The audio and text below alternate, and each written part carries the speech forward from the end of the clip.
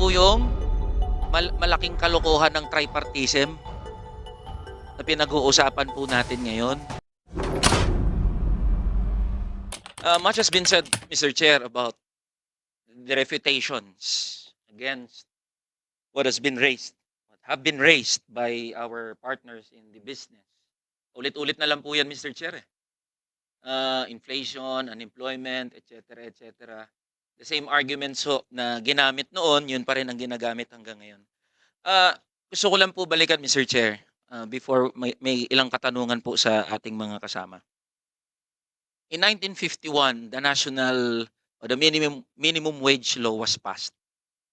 Alam niyo po ang argument ng mga tumututol during that time, President Quirino's term, kapag ipinasa yung batas na yan, babagsak ang ekonomiya. In 1989, RA 6727 was passed, along with a 40% increase in the wages of workers.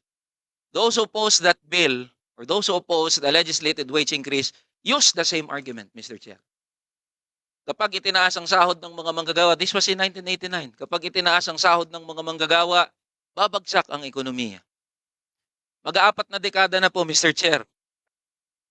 Ngayon, nag-uusap ulit tayo ng legislated wage increase. The same argument, Mr. Chair. The argument that was raised in 1951, in 1989, and now in 2026. Pare-parehas po ang mga argumento na binabanggit na kapag itinaas ang sahod ng mga manggagawa, hindi kakayanin ng ekonomiya, magkakaroon ng malawakang tanggalan sa trabaho, hindi makokontrol ang pagtaas ng presyo ng mga bilihin. Alam niyo po, Mr. Chair, since 1989, wala namang naganap na legislated wage increase. Kaya hindi ko po maintindihan sa mga partners natin sa negosyo kung ano po yung binabanggit, ano yung kanilang empirical basis in saying that when we pass legislated wage increase, babagsak po ang ating ekonomiya. Kaya meron po akong tanong sa National Wages and Productivity Commission, Mr. Chair. The question is very simple, Mr. Chair, for the National Wages and Productivity Commission. Kasi po, alam naman na natin ang posisyon ng business, alam na rin natin ang posisyon ng labor. So ngayon, dapat pumasok ang gobyerno. Total, nag-uusap po tayo ng tripartism. So the question is very simple. Ano po ang tindig ng National Wages and Productivity Commission? Kayo ho ba ay naniniwala na dapat itaas ang sahod o hindi?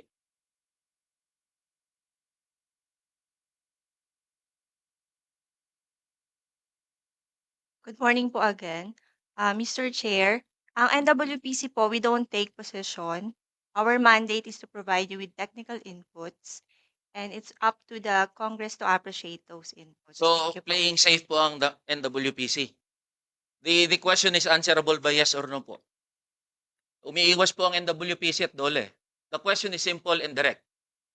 Naniniwala ba ang National Wages and Productivity Commission na dapat itaas ang sahod? Yes or no? May gusto lang po akong i-announce din. Breaking news, Labor Secretary Tolentino announces a wage increase of 85 pesos per day in Metro Manila. Yes, he says 1.1 million minimum wage earners will benefit from the historic increase. Salamat po, may 85 pesos pero barya pa rin po yan. Balik po tayo sa NWPC. Thank you, Mr. Chair. Pinagpapauna na po ng mga manggagawa. Nagpapasalamat kami, merong taas sahod, pero tinitindigan namin, barya yang 85 pesos na yan. Kung may naniniwala, yung mga taga-regional wage boards na sapat yung 85 pesos, I am challenging the entire NWPC, the RTWPBs, mauna kayo mag-minimum wage. Tapos pagkasahin nyo yung 85 pesos taas sahod. So balik po tayo sa NWPC, Mr. Chair. Ano po ang posisyon ng NWPC? Dapat ba na itaas o meron bang nakikitang rason ang NWPC to increase wages or no? Mr. Chair, as I've mentioned po, our mandate is to only provide for the minimum wage. And as of now, existing naman po yung policy of predictable, regular, and regular review of wage orders. That's why po, since 2022 actually, regular po nagre-review yung ating mga RTWPB. Sa taon-taon naman po ay somehow may nailalabas naman po na wage order ang ating 16 na RTWPBs. So, Mr. Chair, hindi ko po makuha yung sagot ng NWPC. Alam niyo po, ang ECOP tsaka PCCI, napakalinaw ng posisyon nila. they are opposed to any increases in the minimum wage or any wage adjustments for that matter. The labor sector is very frank and direct. We should increase wages according to our study, etc., etc. Now I am asking the government, the executive. This has something to do with the policy direction kasi of the administration. So now I am asking NWPC again. You can say yes or no. Huwag po kayo mag-alala. Gusto po naming malaman directly po sa inyo para at least magkaalaman tayo dito. Para alam ng labor, alam ng business, alam ng lahat ng nag-uusap dito sa bulwagang ito kung ano ang posisyon ng administration because you are speaking on behalf of MWPC. And therefore, by logic, you are saying or registering the position of the administration. So again, what is the position of NWPC with regards to wage increase? Mr. Chair, we have to understand that RA 6727 does not position the government to give a position. Ang amin pong mandato galing sa batas ay magbigay po ng technical inputs para po i-weigh ang kapakanan ng mga manggagawa at ng employers. Okay po. We don't In take your side po. technical input dated August 2025, ano po ang sinabi ng Department of Labor and Employment, NWPC, regarding legislated wage increase? Kasi hindi nyo po masagot yes or no eh. May sagot po kayo dyan, ayaw nyo lang po sabihin ngayon. Ano po nakasulat sa technical input? The committee and the body already have a copy po of our technical inputs, Kayo po, ano po, Mr. Chair. can you brief us on that, Mr. Chair? Our technical inputs po is merely a technical input. It Mm. doesn't take side po.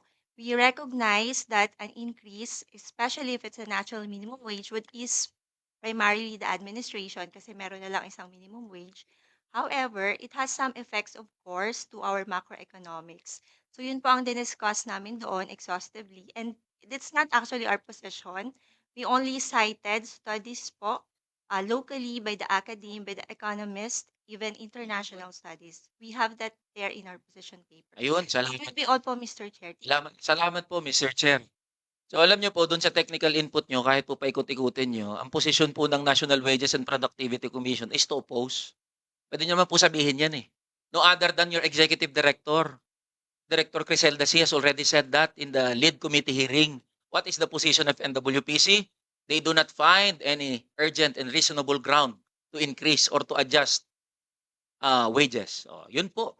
Yun po ang position ninyo. Ngayon, binanggit nyo po, kino-consider nyo po yung mga pag-aaral from academe, from labor, from other stakeholders.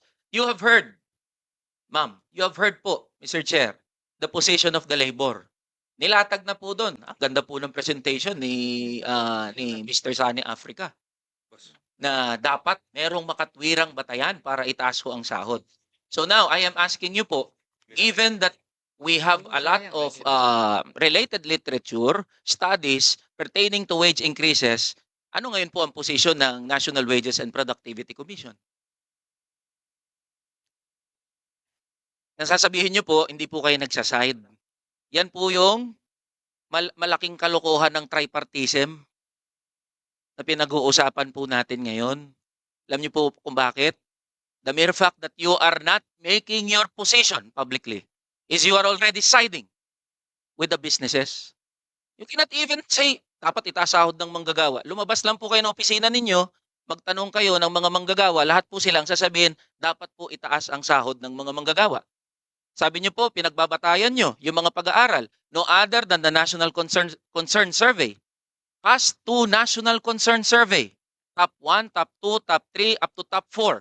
Alam niyo po kung ano nakasulat doon? Sabi ng mga manggagawa, dapat itaas ang sahod ng mga manggagawa. O kayo na lang po ang hindi naniniwala na dapat itaas ang sahod. Kayo na lang po yung nagpapaniwala sa sarili ninyo na hindi kayo pumoposisyon. Wala po kayong pinapanigan. Mr. Chair, kanina po tinatanong natin, sino ba ang umaharang dito sa mga panukalang batas? No other than the President and the economic managers. No other than the Executive Secretary Ralph Recto. Now I am saying this as the representative of Kamanggagawa Party List. Kasi po, that reflects, your answer reflects the policy direction of this administration. Kaya hindi po yan lumulusot sa kahit anong mga pag-uusap. Because the executive has made their position clear. And that is why we are continuously imploring the administration, the government, na makinig dito po sa sinasabi namin. Hindi ko naman na kailangan palawigin pa yung binabanggit ng mga kasama namin sa labor sector eh. By itself, it can be understood. Yung datos nandoon na. Binanggit na lahat ng rason para itaas yung sahod ng mga manggagawa. And yet, wala hong tindig yung ating gobyerno ngayon. Ngayon, Mr. Chair, binabanggit sapat yung current wage setting mechanism that we have. Kayo na lang din po naniniwala dyan eh. I've been to NCR RTWPB, ngayon naglabas ng 85 pesos, ina-expect namin ba yan? I've been to RTWPB, Region 7, 10.8% ang inflation doon sa Region 7. Pero, yung sahod ng mga manggagawa doon, nasa 540, 550 pesos lang. O RTWPB na lang po naniniwala na gumagana pa yung regional wage boards, yung RA 6727. Wala na po naniniwala dyan at huwag niyo po kaming lokohin dito. Alam ng mga manggagawa anong kalakaran sa mga regional wage boards. Magkakaroon ng hearing, magkakaroon ng consultation, pero hindi nyo iti-take into consideration kung ano ang sinasabi ng mga manggagawa. Alam niyo po kung paano nangyayari dyan sa regional wage boards? Nagtatawagan lang.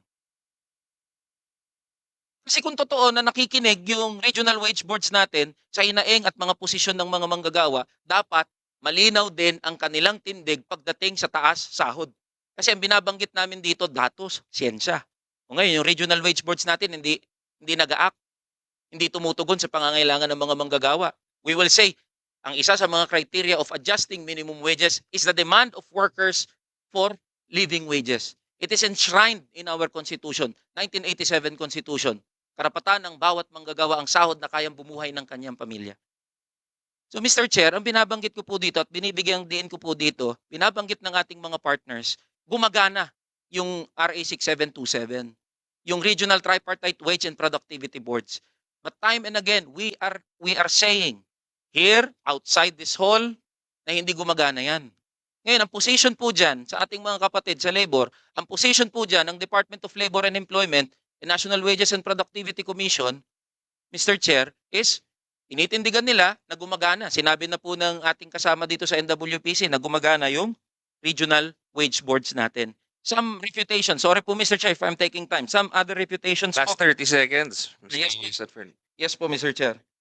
Binanggit po ng kasama sa PCCI yung job preservation tsaka yung regional data po natin. Alam niyo po since 2000 and 2020, the country Laos increased their minimum wage by 296%. Indonesia 214%. Vietnam 101%. Cambodia 85%. Thailand 43%. Malaysia 19%. Philippines at 3%.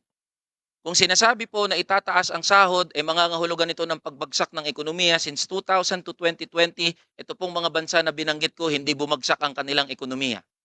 They have increased their minimum wages by almost triple kung gagamitin nating basis yung sa Laos.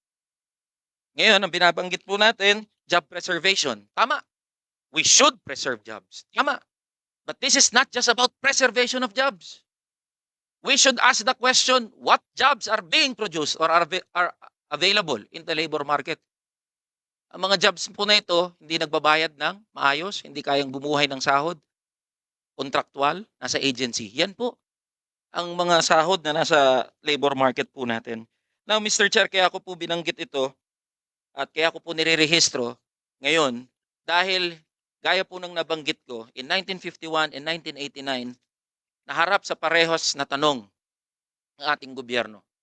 Kailangan bang itaas ang sahod ng mga manggagawa? Actually, hindi po siya tanong kung dapat ba o hindi. Dapat naman talaga. Lahat tayo maniniwala dito. It was a political question.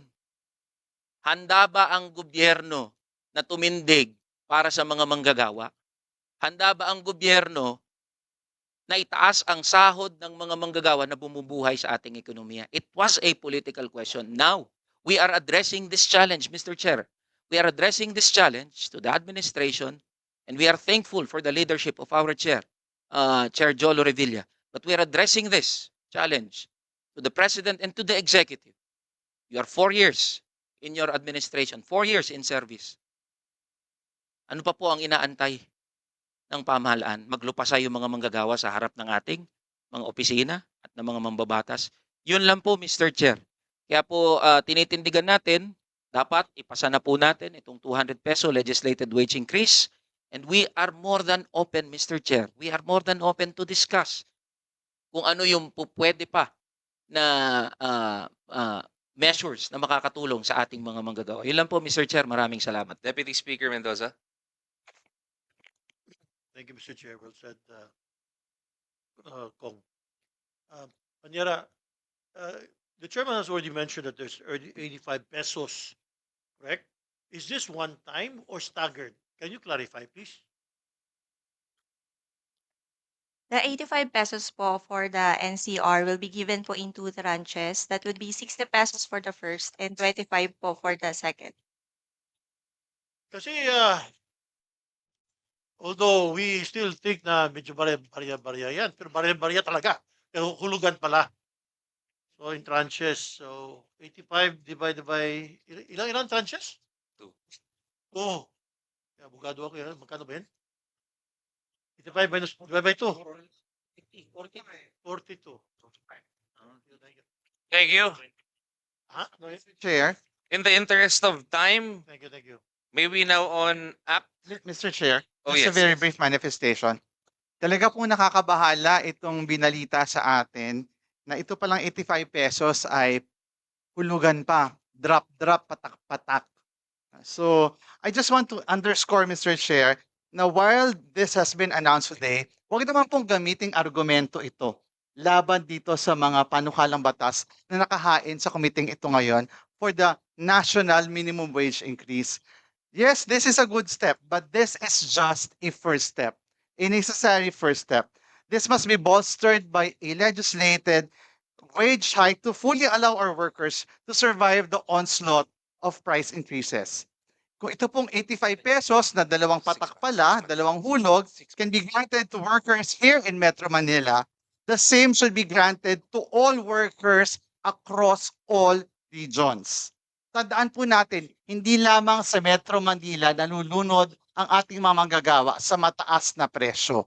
Pareho po ang presyo ng bilihin sa ating po mga probinsya, mahirap din po ang kanilang buhay. Yes, this is an increase, pero kulang pa rin ito para i-recover ang na-erode na income ng ating manggagawa na dala-dala nitong matinding krisis na sunod-sunod na pinagdaanan natin. While we welcome this increase, hindi po ito yung end of the discussion. This is just the beginning. Kailangan pa rin po ang 200 peso wage increase. Thank you, Mr. Chair.